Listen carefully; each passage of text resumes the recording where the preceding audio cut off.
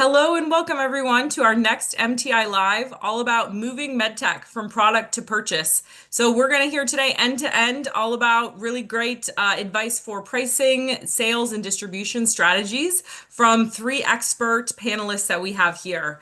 So really get ready to put your go-to-market strategy in gear. We're going to help you guys navigate the sales road from setting the right pricing fare based on reimbursement to steering between these different pricing models.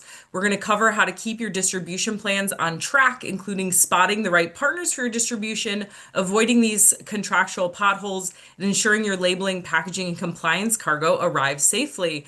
We're going to map out the journey from these pilot test drives to full speed launches, sharing insights on data collection, procurement timing, and scaling strategies.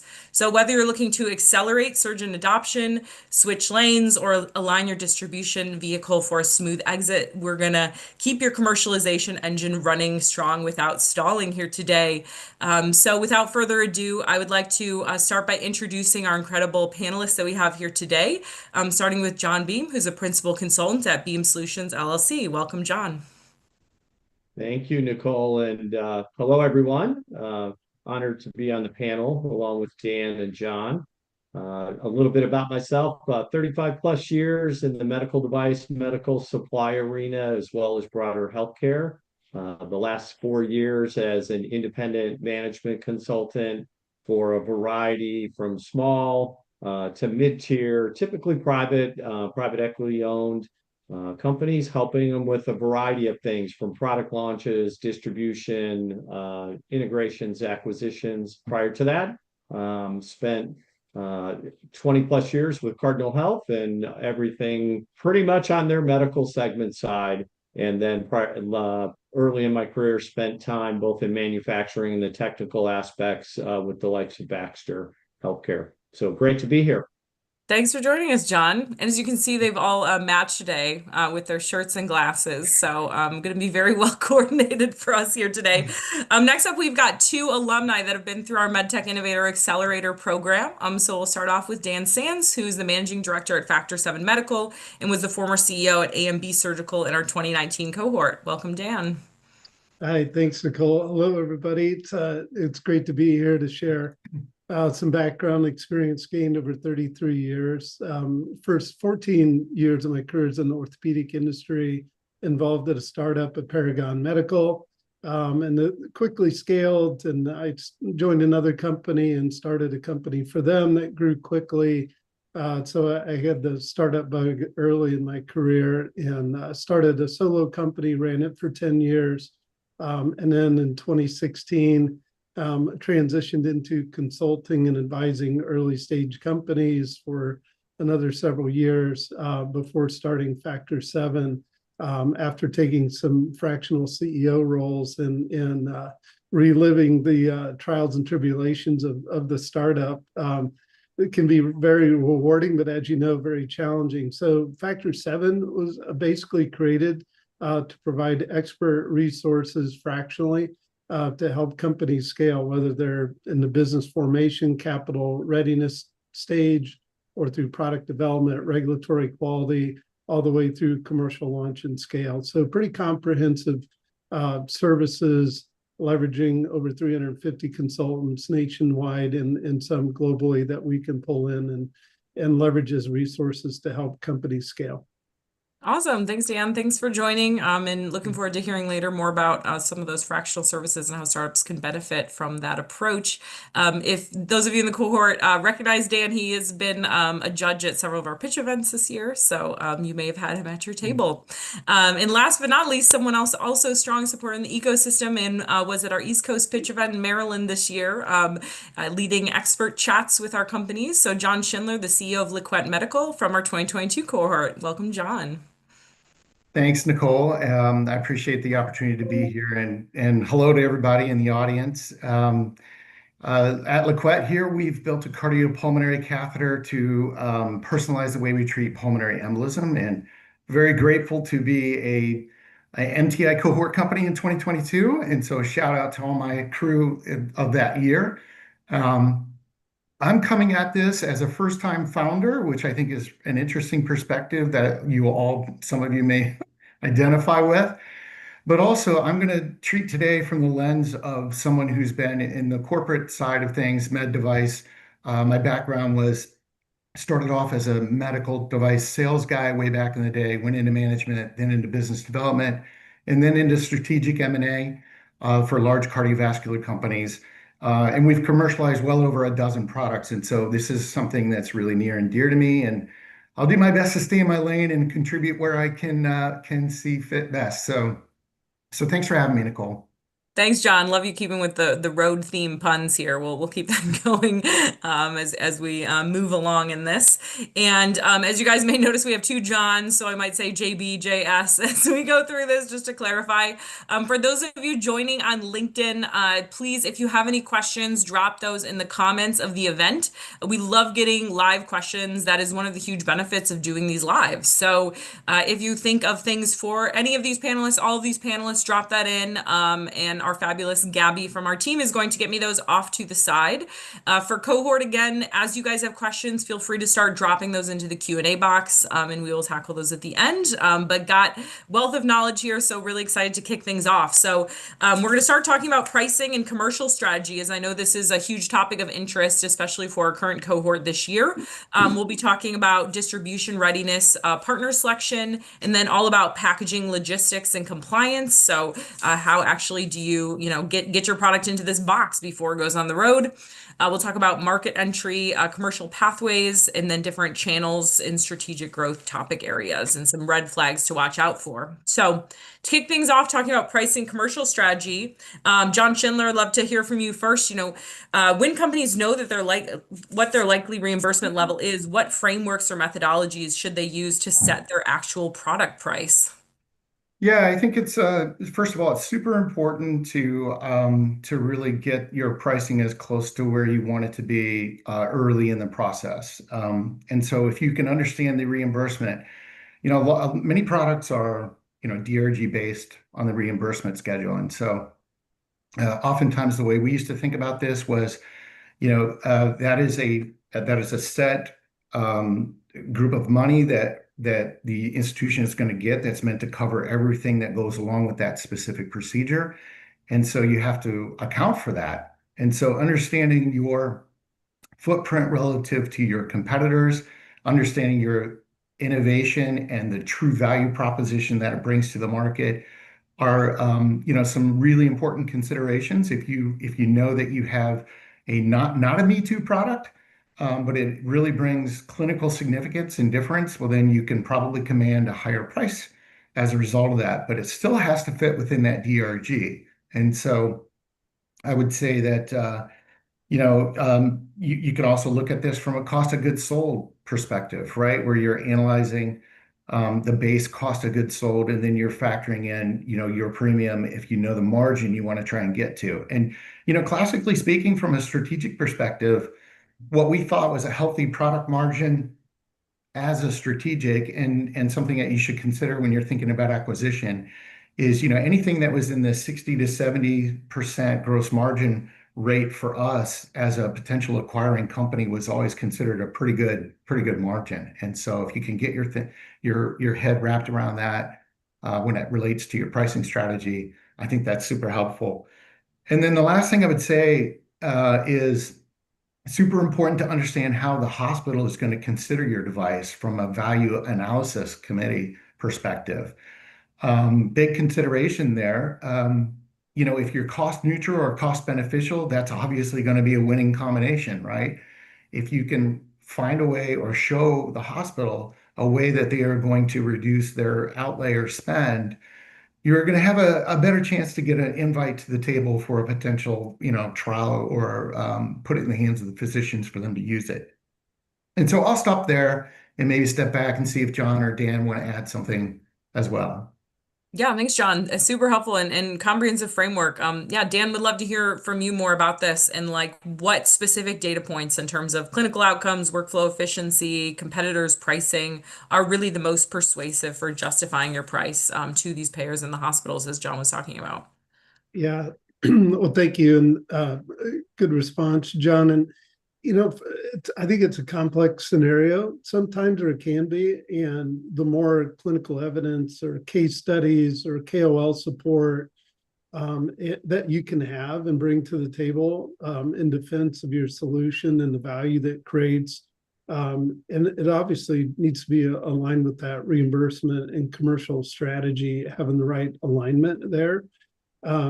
What becomes interesting if you don't have those things, or if you don't have a DRG, and if you're a bundled payment type of technology, then telling that value realization story can be pretty challenging. If it's a cost adder, how are you going to justify that? Where are they going to get savings? And are they tangible, real savings, not theoretical? So evidence-based, obviously, is something that's very important to convince and build that trust avenue, like, hey, this solution is going to be really compelling. And the more evidence that you have, obviously better. Now, knowing that evidence costs money, and the time frame that you get that evidence all has to be baked into your overall, commercial strategy, your funding strategy, and really finding that balance between what is necessary and justified and cost effective to achieve. You're satisfying multiple stakeholders, not only your investors, but also driving adoption. How are you going to get that early adoption? Should be very top of mind. Outside of figuring out, well, how do I price this? I put some of those things at a premium to help you figure out how do you price it.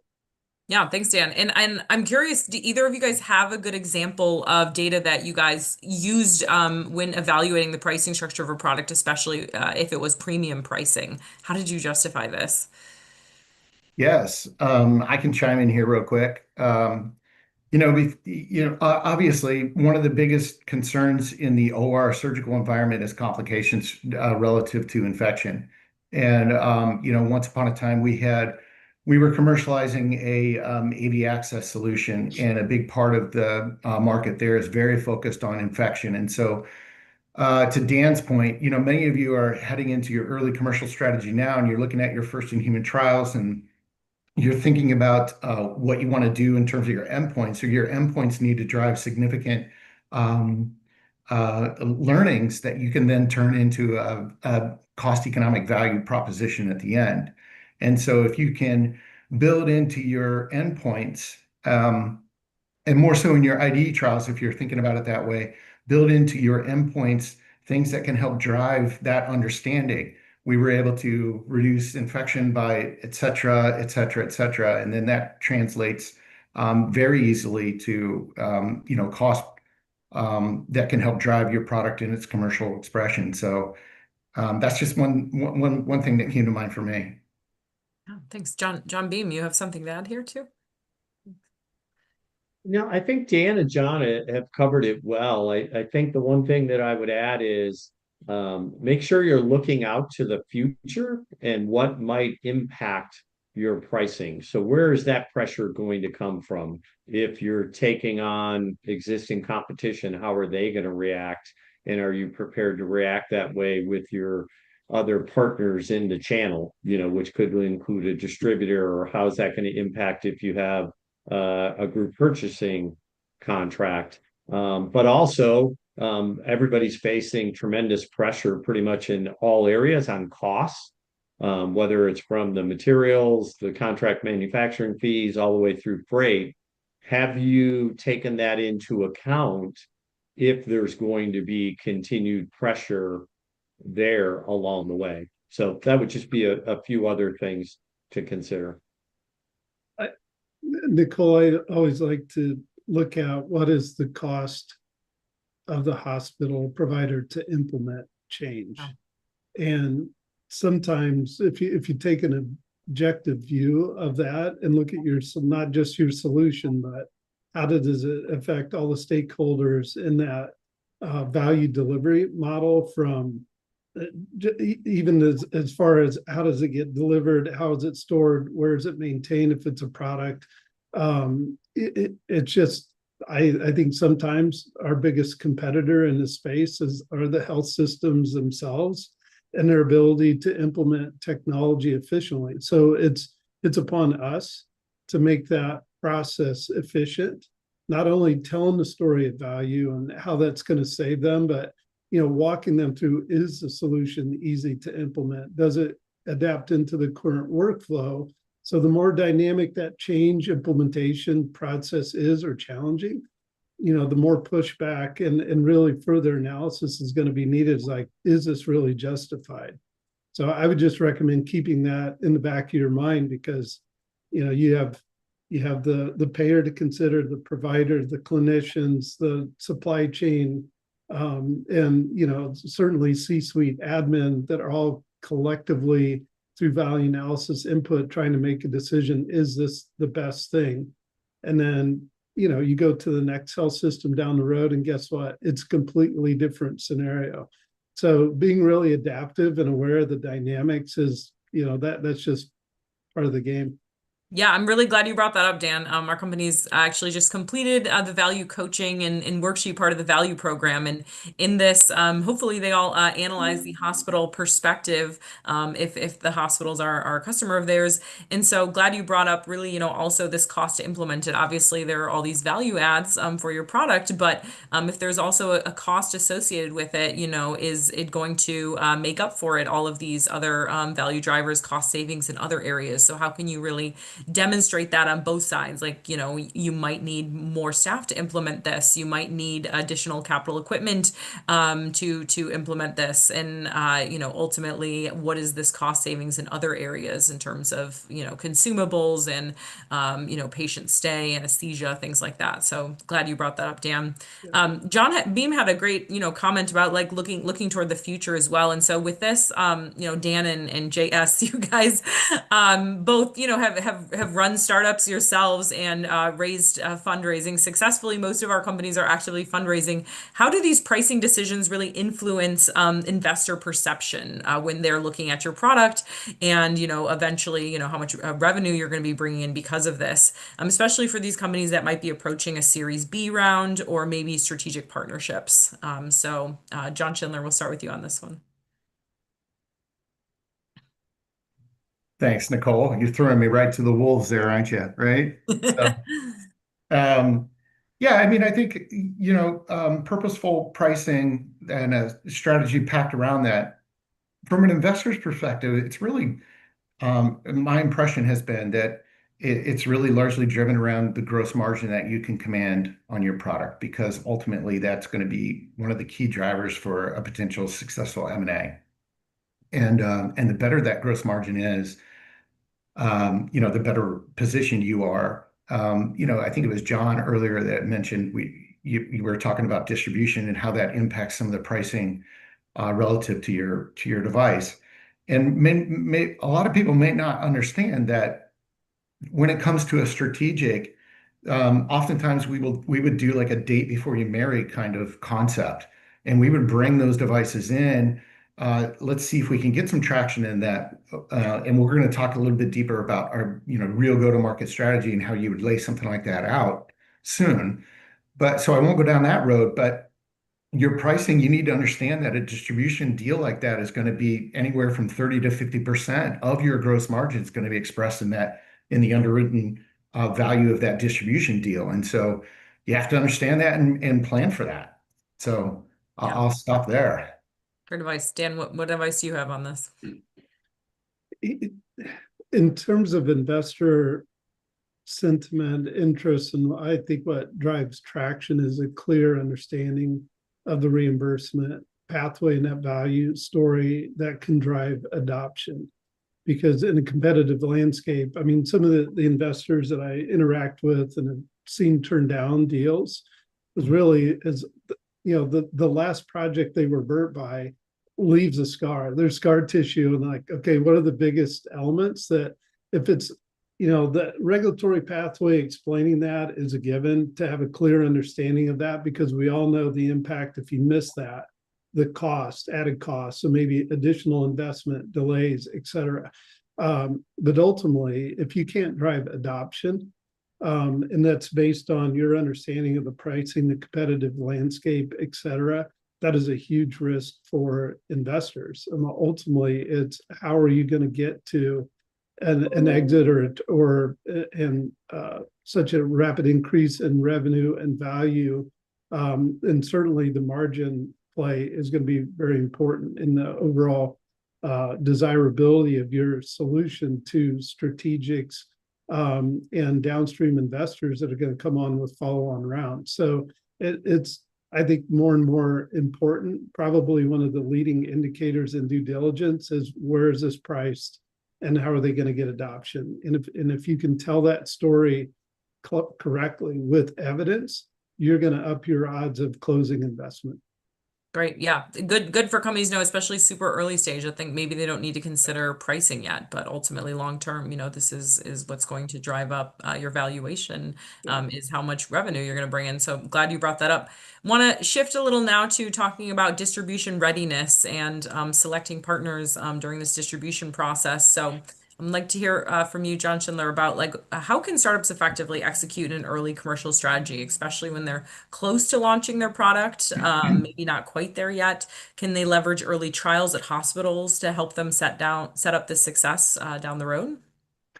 Yeah, so I think one of the ways we've approached this before in the past, and even as a strategic, we would see this the same way. But any early stage company that's coming to the market, I would highly encourage them to take a deep and narrow approach to their market strategy. So limited market release, however you want to position or call it. And we did the same thing inside a strategic, right? If we had organic development within the strategic, we would, carve out the best region or small group of sales folks that were, the workhorses that were delivering a lot of value to the organization. We would give them that product in a limited market release fashion first. And so the underpinning concept here is get your eyes blackened, get your nose bloodied, wrap your arms around all of the information that you can get from this very narrow approach. And really, at the end of the day, you're trying to demonstrate traction and adoption, which, quite frankly, and things have changed, I think, a little bit because I think listened to an SVB presentation recently at one of the panel sessions at a conference I attended, and we're doing a less job of selling the promise of the technology these days, and more likely than not, as a founder, you need to really think long term and how can we demonstrate a significant amount of product adoption. Like I'm talking some of the figures I've seen, 25 to 30 or 40 million before an acquisition or a strategic actually comes to the table.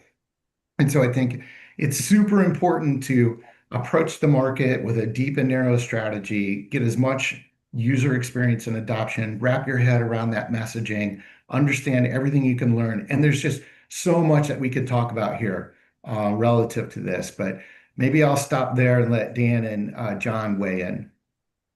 Yeah, Dan, love to hear from you too. And is there really a right time for a startup to start engaging a distributor and generally thinking about distribution, what their strategy is going to be? Yeah, I would say early, and it can be informal, and really is a way to vet your technology and product market fit and desirability. Because one of the things that I've found early is, you need to understand their margins. Where's a strategic alignment with other products and technologies they may have, because it's building out your overall sales strategy and cost model. That's going to be a big portion of the ask of investment dollars, is that commercial scale up. So you can get through development, but if you've missed the calculus along the way on, hey, what kind of margins do I need to consider for distributors? Is it 20%, 30, 40, 50? And don't forget GPO cost impact as well. And if you back into that and you see my manufacturing cost is such that I've got to drive down costs, I've got to drive changes to my design.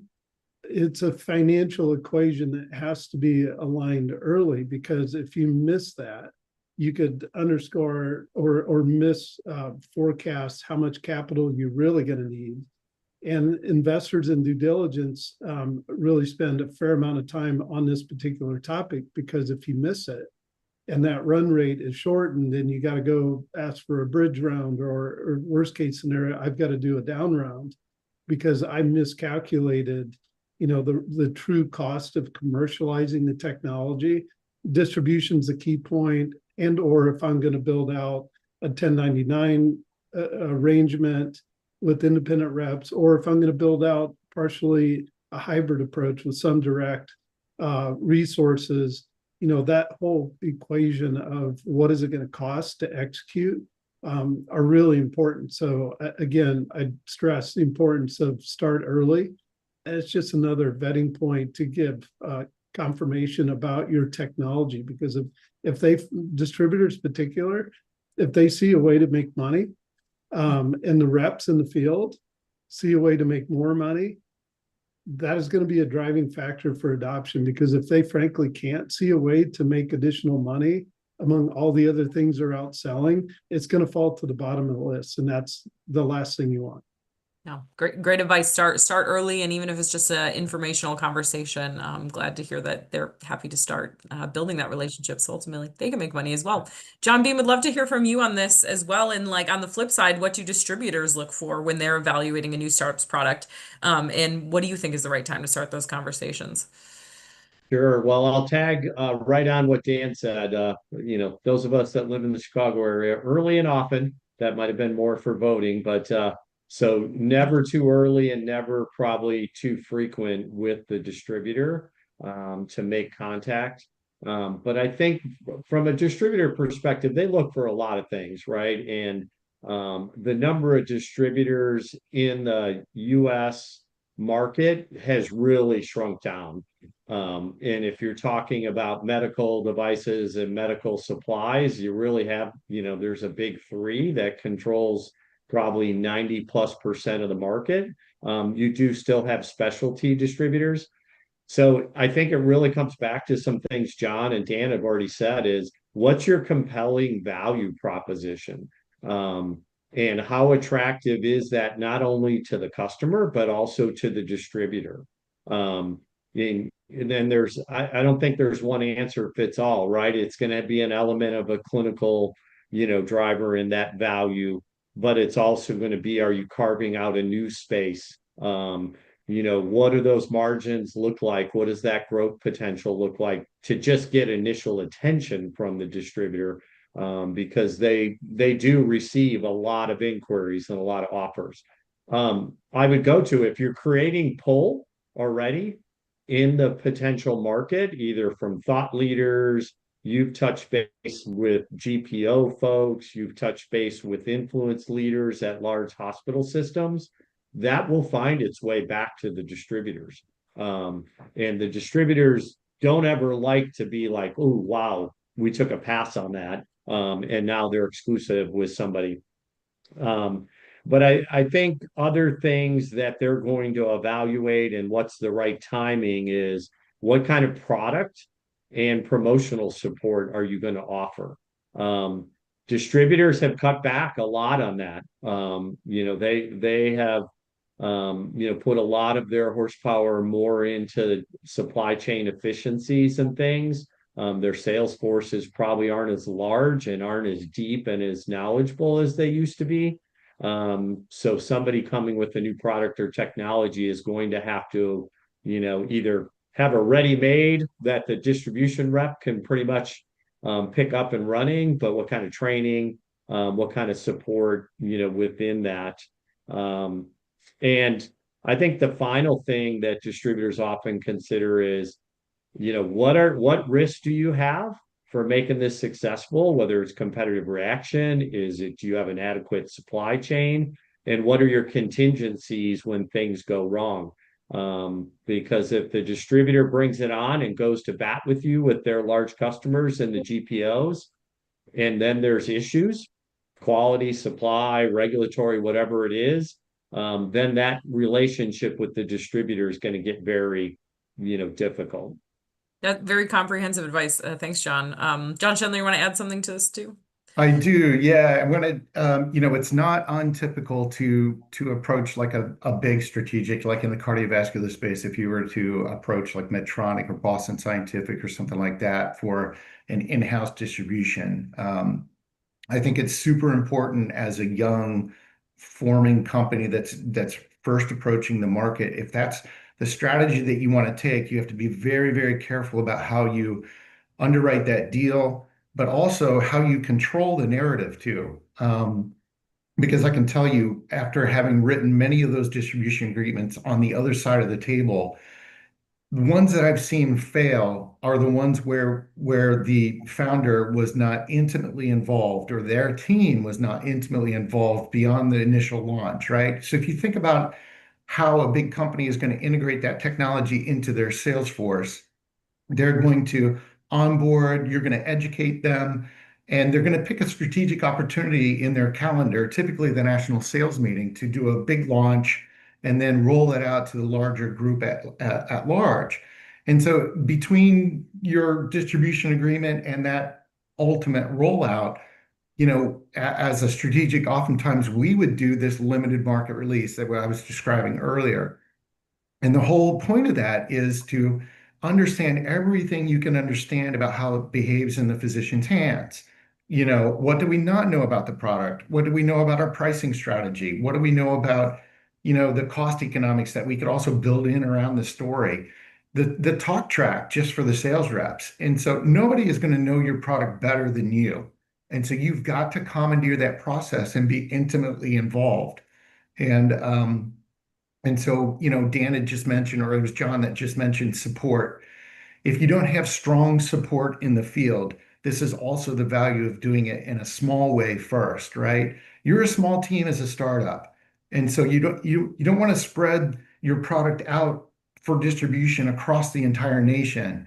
You'll have a nightmare on your hands, right? You want to keep it small and targeted so that you can wrap your arms around it and understand everything before you then take that next step. And so, um, and there's so much more we could talk about relative to this. And so, but I'll stop there, and maybe some of these other conversations will get us deeper into it. Yeah, great way of thinking about it, John, and keeping things deep and narrow, especially when you're thinking about regions you can have most success in. And John Beam, so you talked about these big three. Just for anyone unfamiliar, first of all, who are these big three, and what might be some differences in how they structure agreements, if you're comfortable sharing? Sure. I think John Schindler did mention a really important part. There is a lot of partnerships that happen, with call it that dominant manufacturer in cardiovascular. They can open doors, and then their partner, is bringing you in. The big three, in order of distribution market share in the U.S., it's Medline Industries, who's based out of the Chicago area, Cardinal Health out of Columbus, Ohio, and then Owens and Minor out of Richmond, Virginia. Those three single-handedly, the latest reports I've seen, they're probably 90+% market share between the three of them across the broad, medical devices, supplies.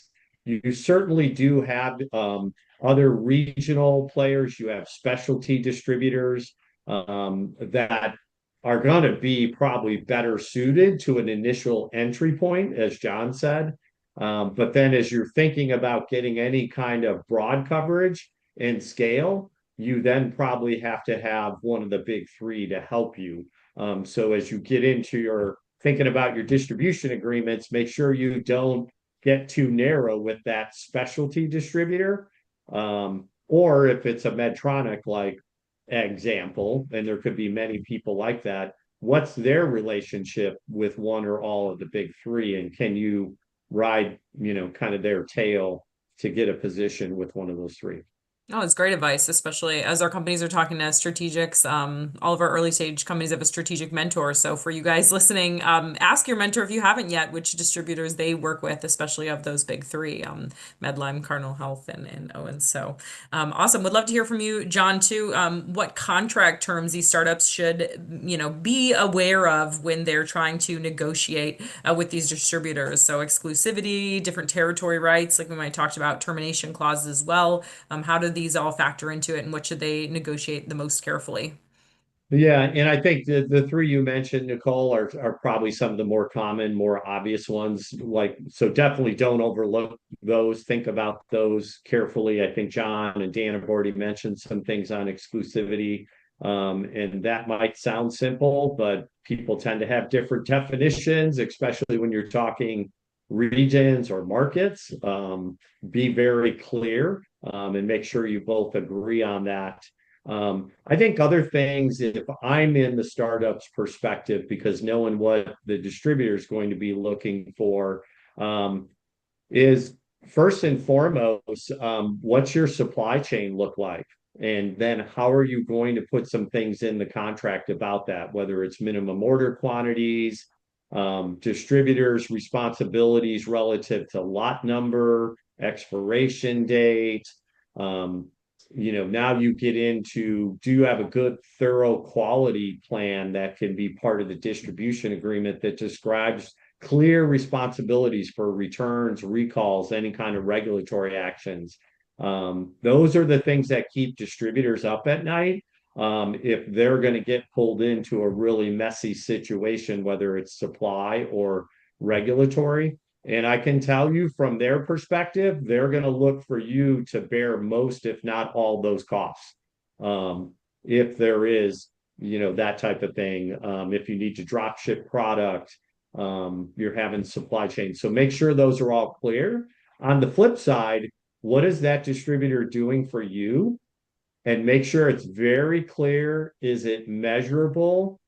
And then if they don't do it, what are your remedies? Back to them. Do they have to buy so much product?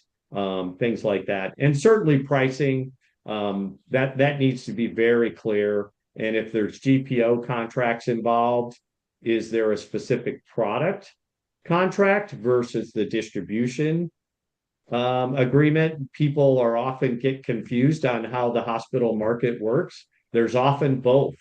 And in order for that product to be approved in a health system, there may have to be a product contract that you go secure or you work with your partner to go get. And then there's a distribution contract, because most hospitals today, they don't want people buying outside of their distributor, because that's how they track usage, costs, rebates, ties back to GPO contracts, things like that. So I'll stop there. Really good to know. So startups also, talk to your hospital partners as well, which distributors they prefer as well, and start those early conversations with them to figure out, around how to work around some of this maybe and work best with them as well. So, John, you talked a bit about like regional distribution as well. So how should these startups think about engaging with these regional distributors as part of their go-to-market strategy, in addition to maybe also partnering with these larger national distributors that we talked about? Is there a good approach to this? I think, and I'm sure Dan and John will also have some comments about it, but I think it probably goes back to your commercial strategy. So who's in your network and who do you know, right? And sometimes that means getting out there, going to a lot of the distributors, regional and national ones have regional and national sales meetings, and there's an opportunity to exhibit there or promote your products. Well, that's how you can start making contacts with their sales rep. And it can be expensive, to do that, but it's also a way to, kind of get your foot in the door. I think John Schindler's suggestion is an excellent one, right? Who are the well-known players already in that market, and can you somehow partner with them, and can they open a door to a regional distributor or a national distributor? But then the other way is the reverse pull, right? So if you're getting traction with the doctor or with the supply person at a large health system, the Cleveland Clinic, or the big ones, they also can direct the regional distributor back to you because, hey, we want this product. And in order for me to get it into my health system, then, hey, you, John Beam at XY Distributor, I need you to work with Nicole and her product to figure out how we bring it through the channel. Awesome. Thanks, John. Yeah, Dan and John Schindler, anything else you guys want to add to this too? Real quick, I think it's time frame and execution, cash flow for your company, and alignment on the expectations and results to be achieved in a specific time frame.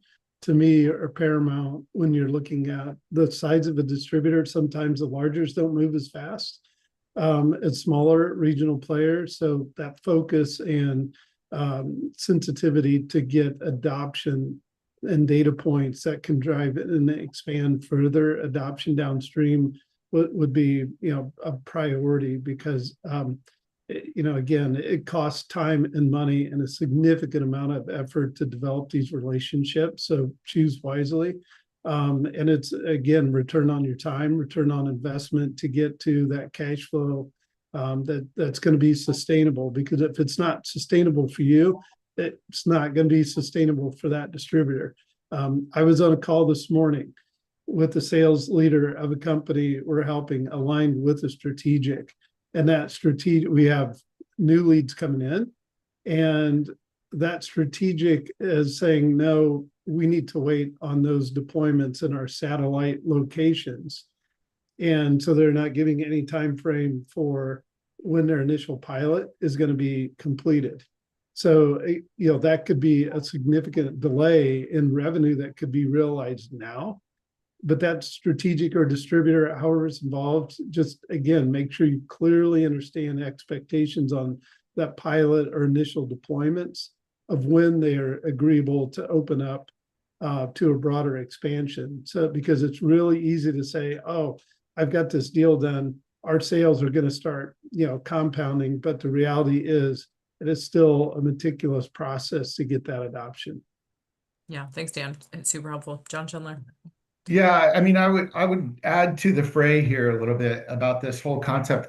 So first of all, I'm gonna admit straight away that I'm not a big fan of approaching distribution as an early stage company coming to the market. I think you're by far better off having a couple sales reps that and trust, who can commandeer that market, and ideally you're doing a deep and narrow approach in very specific geographies where you've got some friendlies, and ideally even beyond that, it might be in combination with your early clinical work, either your first in human or some of the sites around your IDE. And I just like that strategy. I've just seen so many from a strategic perspective, I've seen so many distribution deals just go awry for one reason or another. Like I was talking about this earlier, as a company, we would give it to the alpha group within the organization and do a limited market release on organic innovation within the company.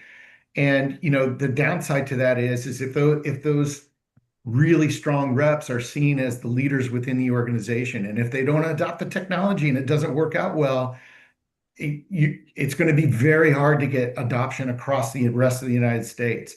And that is also true for an early stage company who writes an agreement with Medtronic or Boston Scientific or whatever. My experience comes from the cardiovascular space, so that's why I use those as an example. But absolutely true. Many of those distribution deals fail largely for reasons we talked about already.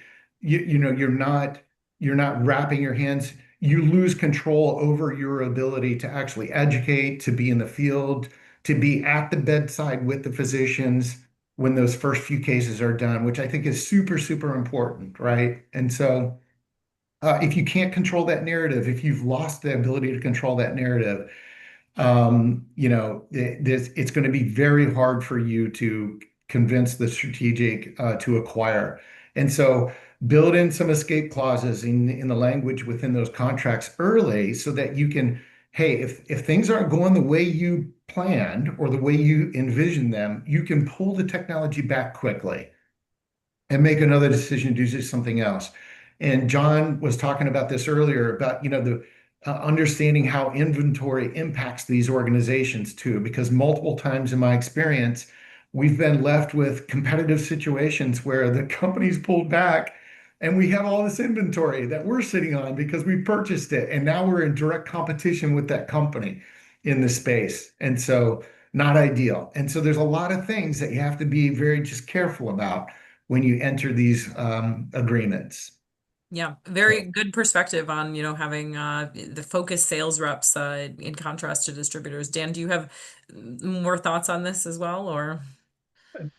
I think we covered it pretty well for the Yeah. most part. It's just manage expectations, especially with investors. If you get a deal done, it's positive. It's not likely going to go as fast in revenue ramp up as you hope. Yeah. And just be cautious there. It's just, I guess, scar tissue coming out. Yeah. So. And glad John Schindler mentioned those escape clauses as well. So ways to get out of it if things do go awry. So that's great. So John Beam, want to come back to you talked a bit about GPOs, group purchasing organizations. So maybe you can give a quick overview to the startups and tenants of how these work generally, first of all, and then how startups can begin to position their product to get on their radar. Is there specific information that we didn't talk about already that these GPOs want to see? Sure. Much like the major distributors in the US, there's been huge consolidation in the group purchasing organizations. So if you think about, the big ones out there, the Premiers, the Vizients, the Health Trusts, their systems, their partners continue to grab hospitals and other surgery centers, doctors' offices, et cetera. So it's kind of interesting how small the GPO landscape has become. And they have a lot of influence. But I think the ways it goes back to some of the things John and Dan have already said. If you have compelling value, again, clinical, cost, efficiency, that your inside influencers, doctors, et cetera, nurses, they can then influence the supply chain people within a health system, then go to the GPOs. The GPOs, a lot of people don't realize they have pretty significant targets they have to hit for various technology carve outs, minority suppliers, small women in business owners. There's a lot of different ones, classifications, because virtually every GPO and hospital that's part of them are all substantial government reimbursement through Medicare, VA, et cetera. So they have to show that they're supporting not just the big people. So they are always kind of listening for those new technologies. But probably the biggest way to get the attention of the GPOs is through their major members, that are driving technology development, new products, things like that. They can have a lot of influence. Sometimes a single phone call from a major health system within a GPO can start opening up the doors or get you a place. So it's not always just about cost. So I think those are some of the ways, much like I mentioned, the distributors have regional and annual meetings for new technology and product. Also, the GPOs do. Vizient has conferences, Premier has conferences. So it kind of comes back to Dan. You got limited time, limited resources. Where are you going to spend that time to gain interest and open doors? Yeah, great advice. Probably depends on the type of technology too. I've been down the path with, GPOs are designed to drive cost reduction through consolidation and bundling. And so that sometimes that runs in the face of new innovative technology that you may want to go to market as a premium. So it's just making sure there's the right alignment, but they certainly can provide credibility to your solution if they get behind it and help open doors. But it still remains, who's going to go sell this? There, it's really going to come back to the distributors or your sales team to go sell and figure out where that pricing benefit that you get for the added markup of the GPO relationship. So it really is, you got to be smart. I think about how you leverage that, and depending on the type of technology that you have. John. Yeah, I was just going to add, Nicole, real quickly. First of all, great comments, John and Dan. It's so true. And so this might be one of the trickiest things for an early stage company to navigate. But know this, that the GPOs have a new technology clause, Mhm. and it's typically a 20% carve out for technologies like yours that are trying desperately to get into the hospital. But also know this, your competitors will be on those contracts already. And they will have lots of bundling opportunities depending on the competitor that you're dealing with. And they can put pressure on the account in terms of adoption and utilization and things like that in some very interesting ways. And so be aware of that. And then the last thing I would say is get yourself on the contract as quickly as you can, because the value of that is not, I mean, you can adjust your scale and your inventory to match your sales progress as you grow. It is simply a license to hunt. It really is. And Yeah. so if you get yourself onto a premier contract, that doesn't mean they're going to flick on some kind of switch and suddenly you're going to run out of inventory tomorrow.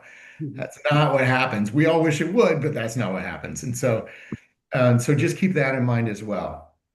Yeah. Thanks, John. And Dan and John, I think very helpful for the companies thinking about how to navigate GPOs and think about it in this landscape.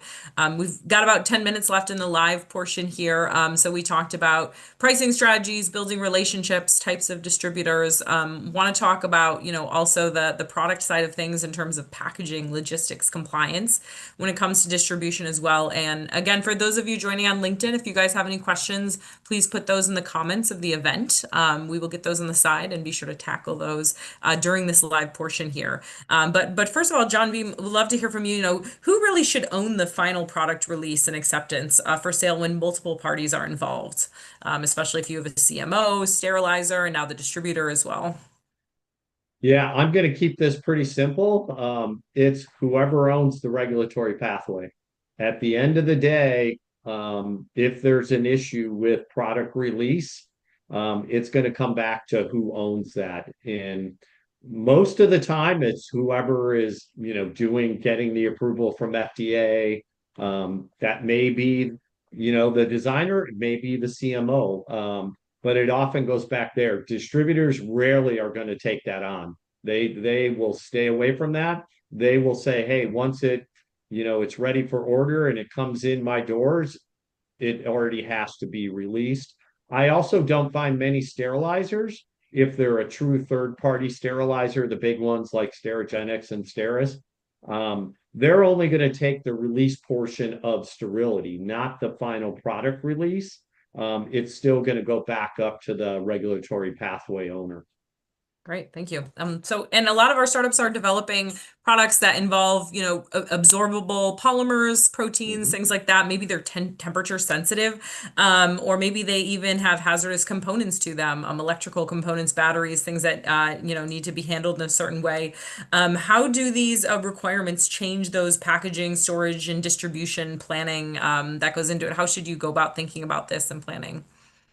Yeah, and again, I think it kind of goes back to John's comment about get on the contract early, get that on the surface early as you're talking about however your product is going to get there. Maybe you're not going to go through a distributor and you're going direct and you're going to utilize UPS healthcare logistics, which has become really large. DHL has that. I've worked with all those folks as well as worked for distributors. They all have really pretty broad capabilities, but it's important to make sure you surface that early on, what those requirements are going to be. And the more sensitive, the more specialized it is. This goes back to Dan's comment. It's going to come out of your margin, because now it's going to be special handling for whoever that is in the supply chain, even if you're shipping direct. Another thing to not forget about, I've had some products where everybody's like really buttoned up, especially during the pandemic and some of the vaccines. And then lo and behold, it gets to the hospital dock or to their warehouse, and they have no idea that they have to handle it special as well. It can't sit on their shipping dock. It can't sit somewhere in their warehouse where it's not temperature controlled. And just because it's all over the package doesn't mean John Beam, who's the receiving guy, he's probably not paying attention, right? Because they got so much going on. So have you done the legwork all the way through the supply chain to make sure the product integrity stays there? Or you got to build it into your packaging, that, okay, if it does sit on the dock or it sits in a truck, sits in an ocean container. So really think about who's touching it and how you're protecting that product along the way. That's great. And do you have specific advice when it comes to labeling on your packaging, different components of it? How can you design the most effective labeling possible? Yeah, I mean, you try to make it as obvious as possible, but unfortunately, a lot of product labeling gets ignored. And I think Dan and John would know, where even when that product's finding its way to point of use, somebody else might be opening the package, even though the doctor or the surgeon is using it. So it's already out of the package.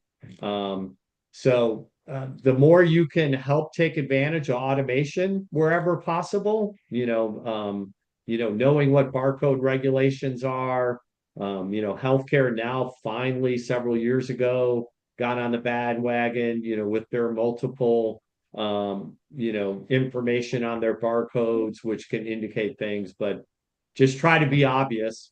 And unfortunately build in for probably worst case. Yeah. John Schindler, do you have advice on this? I'm going to stay in my lane on this. I don't have a tremendous amount of experience other than to know that our product has survived its conditioning and transit testing and all that, which is great. But I will say this, in past years gone by, and the experience that I've had is that we've run into simple things like just understanding how your master shipper is packaged relative to the interior contents, right? Making sure that you've got a barrier on the top so that when they slice into that thing with a box knife, it's not like ripping through your sterile barrier, right? And so, because believe it or not, that has happened. And so it's situations like that, I think, making sure there's a heavy card stock there that's in position and just thinking through these things as you're contemplating your master shipping. Yeah. Thanks, John. Dan, would love to hear from you on this too. And also are there fractional support that these companies can take advantage of to help with some of these logistics challenges? Yeah. And it's like, know what you're good at. I use the saying, I know I'm smart enough to know how dumb I am. So rely on the experts. A good packaging engineer, regulatory resource are going to know the requirements, testing, and through that regulatory process, you'll need to have in place. So, I would just say you got to have the right expertise that knows the process well enough to avoid those downstream calamities that could really be a hindrance to your company. So on the product side. So, we're, that, I guess from a fractional standpoint, that's where the value, instead of saying, hey, I need to go hire somebody to do this, retain somebody that really has your best interests, as the right domain expertise and knowledge about your particular product category. They're available. So that I would just strongly encourage that, take that approach and investigate who is available that really knows the space that you're in. Yeah, thanks, Dan. Super helpful. We did have a question come in from LinkedIn. Company very early stage, just moving beyond prototype. And just wondering, how do you meet these people? Like you guys are all talking about, know someone at the GPO, talk to them, but how do you meet these people and go about this process? Anyone have good advice on this?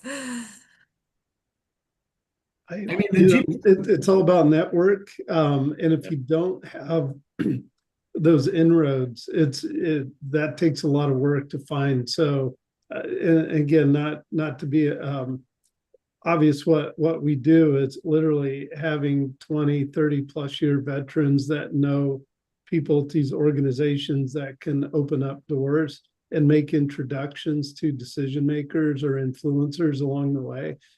I would just encourage you to figure out how to get access, target those individuals, but see in your network of people that that might know somebody for a soft introduction, because that will certainly accelerate your pathway to discover those channels that you need to be in. Yeah, thanks, Dan. That's where it's helpful to be in an ecosystem like MedTech Innovator, where we often have connections to a lot of these folks to make those introductions. Yeah. John Beam and John Schindler, would love to hear from you on this too. What's your advice? Go ahead, John. I'll take the last swing at it.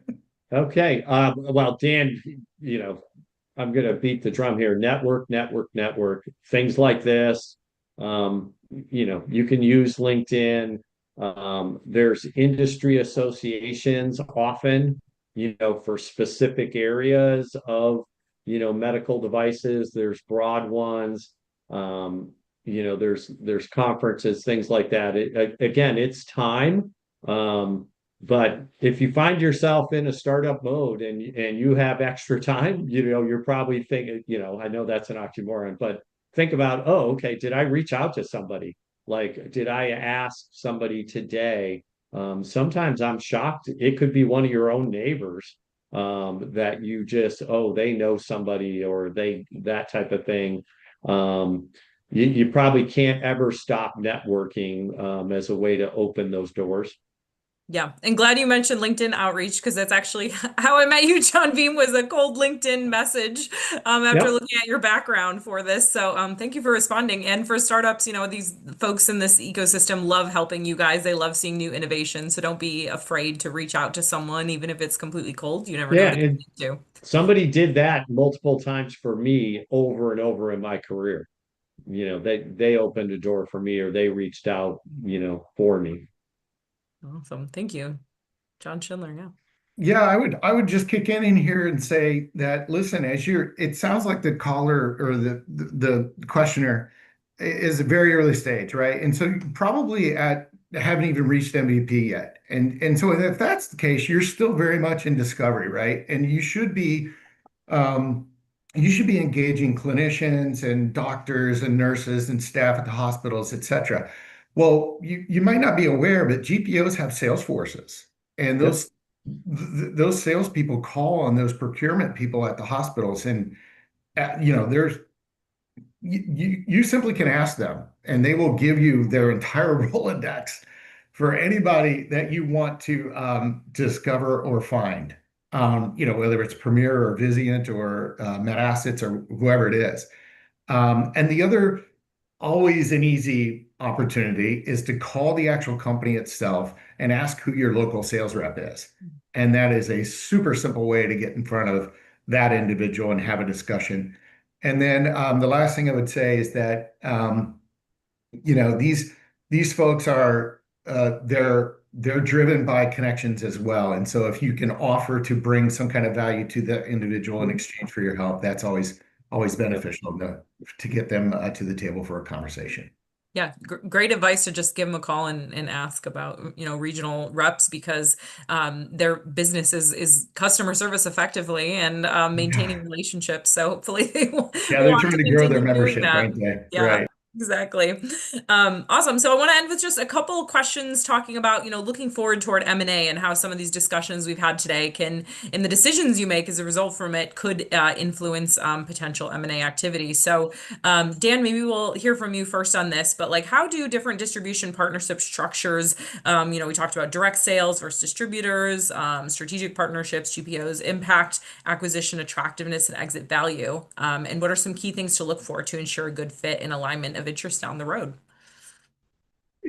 Yeah, I think the time period of execution and scaling, I think, are critical aspects in getting to a critical mass where, and typically I'll just refer maybe to like early technologies in the orthopedic space. I mean, there's constant talk about alignment with the strategic to help adoption because similarly, there's 8 companies that control 80 to 90% of the access to the market, and making the right choice along the way is really important. So sometimes you have to go alone in those early stages to show enough evidence and get enough traction and clinical support around making it really compelling and interesting, either for a strategic to come in and take it on or take it over, acquire it. anymore, I mean, you see a lot of big deals happening, and they're large deals. And companies so doing smaller deals lately hasn't been as prevalent, but that doesn't mean they're not being done. But it's just in a manner of, that whole funding continuum, whether it be via VC approach for a stretch, all in grooming this either to be acquired by a private equity group, or other mechanisms to find that exit. So there's multiple options. I think it just really comes down to sometimes what's customary in that particular vertical. There's a lot of norms that have established, but in the last couple of years, there's been a lot of norms that have not been realized, and everybody's scratching their head. So it's a pretty dynamic space. So I think you have to just plan for the long game, and really be super careful about the alignments that you make, and knowing strategically how that may map out over time. Yeah, great advice, Dan. Mapping this out in advance, talking to the strategics too about this. John Schindler, would love to hear from you on this also, Yeah. and how these M&A transactions, when they roll out, what impact can this have on the distribution channels ultimately as well? Yeah, I mean, I think so. I'm going to come at this as somebody who sat on the other side of the table, and we're looking at companies and how we would make some guesstimations about whether or not they were appropriate for us. And to echo Dan, from execution and scaling strategy, I mean, you're as a early entrepreneur approaching the market, you're going to get one really good shot at this, and so you need to make sure that the execution is crisp and clean, and that you're able to show strong adoption. And that I think is where we go back to the earlier discussion where we were talking about the value of just a singular, deep and narrow strategy, right? Where you can control the environment. Because the way we used to look at it was, oh, it's great to bring in a creative technology to the bottom line. Oh, you've got $10 million in sales, but that's great, but it's really not going to affect an $8.5 billion company. $10 million is really not going to move the needle for us. It's not about how much you can show. It's how much can you show in adoption, real traction and adoption. Because then I can extrapolate that against my 70 or 150 sales reps and draw some conclusions about where I think the valuation of your organization is. And that's really underpins the whole discussion around the M&A transaction. And so again, you're going to get one chance to do a great job. So make sure you're buttoned up and have a great strategy in place and go for it. I think that's the best way to think about it. Yeah, thanks, John. Appreciate it. John Beam, any advice, you have on this? I know, yeah, less on the M&A side, but, maybe some other common pitfalls or red flags you want to share, just for startups in general when they're negotiating these agreements, things that, could hurt them down the line in terms of M&A. Yeah, I'll go back to something that John said about being narrow and deep. Don't be afraid to structure your distribution agreement the same way. Kind of crawl, walk, run. Often the distributors will be open to that because that lessens their risk a little bit. It also lessens the resources and how many doors. And then make sure, again, there's very clear, whether you call it the key performance indicators, what are those measurable things that both sides have to do before you progress from phase one to phase two. And that, the obvious thing everybody always thinks about is how many units or what's going to be the sales dollars and things, but it's also those other aspects of, can you commercialize this? And now if it goes great in phase one, does that distributor have the confidence you can now go from, one region to two, and then at what point do you go across the country? So don't be afraid to structure that, to take steps instead of saying, oh, I got to go nationwide right away. Thanks, John. Super helpful. And with that, I think we're going to transition into our private cohort Q&A. But for those of you that joined live on LinkedIn, thank you so much for joining us here today. I hope you found this valuable. Again, please connect with these amazing panelists. I'm sure they would love to hear from you if you have any additional questions. Thank you to whoever asked the great question on LinkedIn. We do have just 3 more MTI Lives coming up this season. We've got one next week following up on this. Today we talked about sales and distribution primarily to hospitals, ASCs as well, not as much direct to customers. So next week we are talking all about direct to customer sales, D2C. So this is going to be called Out of Pocket into Market, Winning with D2C Products. So please join us if you have a direct to consumer product. We're going to be joined by Jason Halleck from Dexcom, as well as 3 of our MedTech Innovator alumni that have successfully been winning with their D2C products in a variety of clinical areas and things that you might not expect are D2C. So please join us for that next week as a follow-up on this conversation. We then will have 2 more on the operational side of things in November. On November 6th, Higher Ground, Building Teams at Scale. And then November 13th, Living on the Ledger, Accounting and Audits in Life Science Startups. So please continue to join these as they wrap up for this season. Thank you to our amazing panelists, John Squared and Dan, for joining us here today and sharing your insights. Thank you to everyone who joined on LinkedIn. Again, cohort, please stick around for